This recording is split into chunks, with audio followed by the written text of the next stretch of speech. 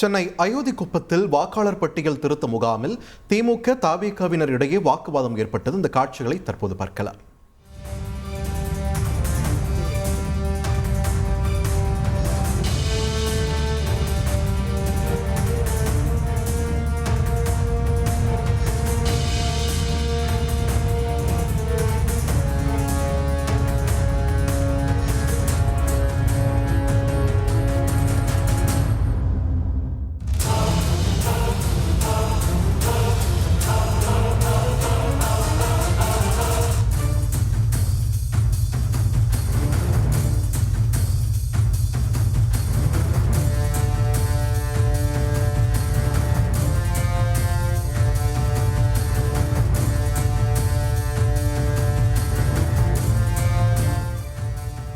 தொடர்ந்து கூடுதல் தகவல்களை வழங்க இணைகிறார் எமது செய்தியாளர் சாலமன்.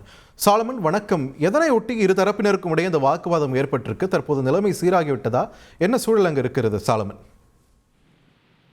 வாக்காளர்கள் தங்கள் பெயரை சேர்ப்பதற்கும் வாக்காளர் பட்டியல்ல திருத்தம் செய்வதற்கும் வசதியாக இந்திய தேர்தல் ஆணையத்தால நவம்பர் 16, 17 மற்றும் 23, 24 ஆகிய தேதிகள்ல வாக்குச்சாவடி அமைவிடங்கள்ல சிறப்பு முகாம்கள் அமைக்கலாம் என அறிவிக்கப்பட்டன.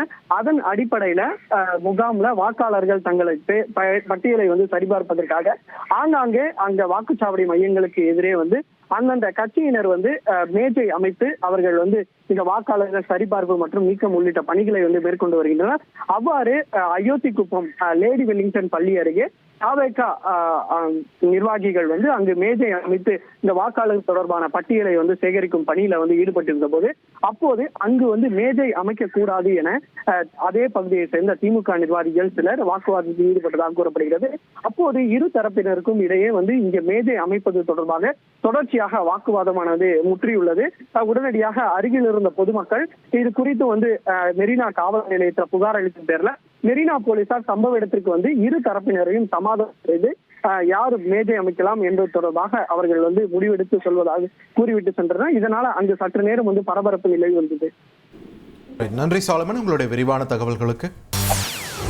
செய்திகளை உடனுக்குடன் தெரிந்து கொள்ள உடனே சப்ஸ்கிரைப் பண்ணுங்க.